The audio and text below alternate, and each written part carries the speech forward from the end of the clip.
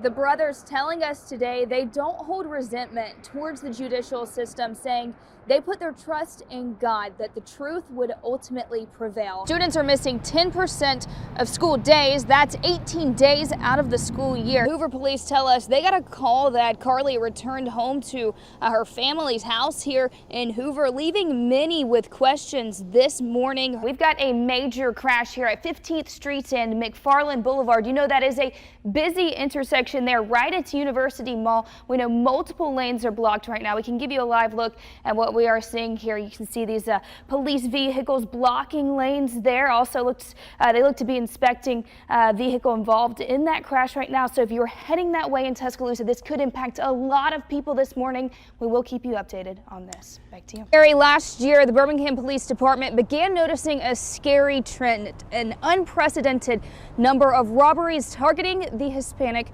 community, battling flames and smoke for hours. I'll step aside so you can see this building. A tragedy here this morning at Fire Station 9 behind me. This is in the historic Norwood community. Like you said, two Birmingham firefighters shot earlier this morning. The person or people responsible for this still on the run right now. So if I'm a defense attorney, what are you hearing about the direction of the defense? Where could they go with this? Yeah, well, according to Doug Jones, he thinks they'll go right into discovery mode. They'll want to get their hands on all the evidence that the U.S. government had to actually bring about these charges. Situation we are continuing to follow for you on I-2059 in Coaling this morning. Heading out to West Alabama here, we have major slowdowns in eastbound lanes moving at about 7 miles per hour. They're approaching the rest stop there and also the Mercedes plant this morning. This is some live views that we're getting. You can see a truck here in the left shoulder of the road that seems to have been involved in that accident. Also, at least one lane blocked there. And this is really showing you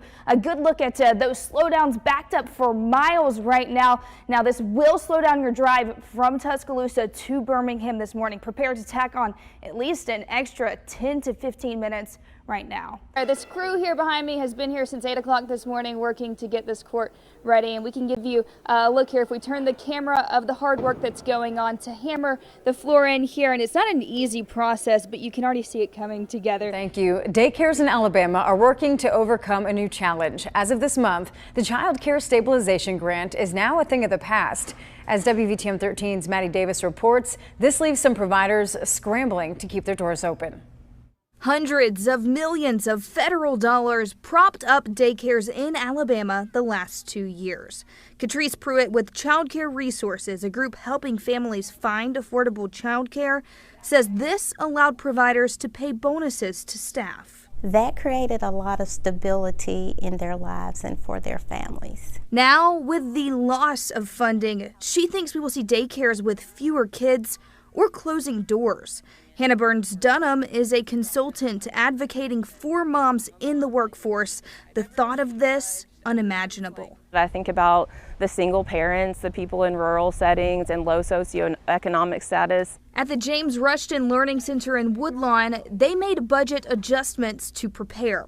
But Director DeLynn Hicks isn't too optimistic about the future. What I'm fearful of is that teachers need to be able to take care of their family, and it takes money, and we know inflation and prices are rising. Childcare providers left competing with other industries like fast food fear that without these bonuses, teachers will leave classrooms empty for better pay. While they may prefer to be here, they've still got to make sure that their family has living wages. You may be going into a job where it doesn't require skilled labor and it doesn't require secondary education, but you're making more money and sometimes better benefits. In the state of Alabama, it is projected nearly 600 child care providers could close, leaving well over 33,000 kids without child care. We're talking about children, parents, families, the workforce, communities, and the economy. That will be a devastating blow. A request for lawmakers to step in by extending stabilization funding. It's time that childcare gets considered essential in this country. Early education makes a difference, and it makes it early. It makes it not just for now, but it makes it forever. So the industry can overcome what is being called the child care cliff. In Homewood, Mattie Davis, WVTM 13.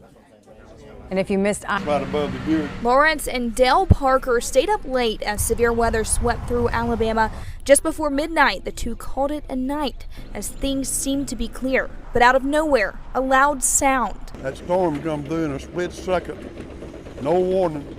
Our alarm didn't warn us, nothing. Looking outside, they saw a tornado barreling towards their home in Chelsea, taking the roof from over their heads, ripping out their chimney, and even bringing a shed to the ground. You can't see it from out here, but like the doors and the back door won't open because the walls leaned in. A home filled with memories from over 30 years may now have to be rebuilt from the ground up.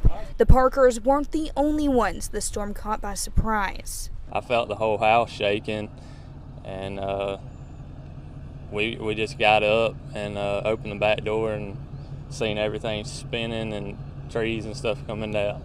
I was very surprised. I had no idea the extent of this damage. Thank you, Lord, we're safe. But they are moving forward, keeping their faith, which is what they say is the reason they are safe today. That cross right there represents Jesus Christ. And that's the reason I'm standing here today. I'm positive He takes care of me. He promised to take care of me.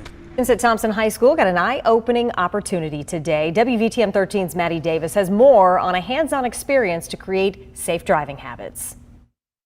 An important educational opportunity here at Thompson High School today. Students actually stepping inside this simulator, buckling up, experiencing real-life dangers without the real-life consequences. Alabaster for Tomorrow working with Thompson High School to bring this opportunity to students. Speed limit on this road is 45. We believe what we do today is for tomorrow. So every opportunity we have today to invest in our kids, we're investing in our future. That's crazy. Well, that was the end of that. The Arrive Alive tour uses a simulator, allowing students to drive while distracted, drunk, or drugged in a fully functioning vehicle. I literally did not even see the car. Without actually moving or being intoxicated. It definitely puts it in perspective of how quickly just an accident you could have. Some students going in feeling confident, leaving humbled.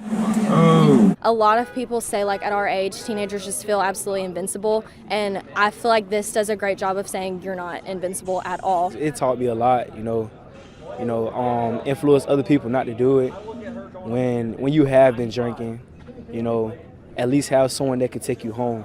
Organizers say it's one thing for students to learn about these dangers, it's another to actually experience it. Oh my God, I died. We hope that as they sit there and they have this physical experience, it will trigger their mind and their memory the next time they get behind the wheel. Pretty much every student walking out of the car with a ticket like this with citations for speeding, swerving, and even collisions, they say it puts it in perspective just how quickly something tragic can happen. In Alabaster, Mattie Davis, WVTM 13. All right, thanks, Patsy. We want to continue our team coverage right now. Let's bring in Mattie Davis. And Mattie, a lot of folks around the country have been waiting for this moment for many years. Yeah, guys, it has been a long process. And former U.S. Senator Doug Jones says the court appearance can go one of two ways. He'll hear what he is being charged with and given his rights to an attorney, or to remain silent. And then he'll make his plea. And once he has entered a plea of not guilty, which is what he will do, this case will move along the docket just like every other case. You will see he will get a lawyer, most likely the federal defender's office, and then they will move into the discovery phase and motions that will be filed. Remember, this is an extortion case. This is a fraud case. This U.S. Attorney's Office has done these cases time and time again over the years. And guys, Vandersloot is being represented by Kevin Butler. He is the same man who represented Derek Brown in the fatal kidnapping of Cupcake McKinney. Okay, so if I'm a defense attorney, what are you hearing about the direction of the defense? Where could they go with this? Yeah, well, according to Doug Jones, he thinks they'll go right into discovery mode. They'll want to get their hands on all the evidence that the U.S. government had to actually bring about these charges. And then they'll want to sit down with Vandersloot. Butler has never met him before this week. Then they'll actually form their case. Yeah, you sit down Vandersloot, you're going to have quite a conversation. For sure. Yeah, for that's sure. for sure. Well.